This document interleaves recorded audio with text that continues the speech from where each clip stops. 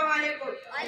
I am going to speak a few words about Independence Day. At first, I wish you all a very happy Independence Day, friends, as well as know that 15 August is a day of honor.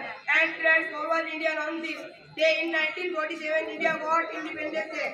For the for the country, let us salute all those freedom fighters and leaders. Today we are developing rapidly sport many others which called not possible without freedom.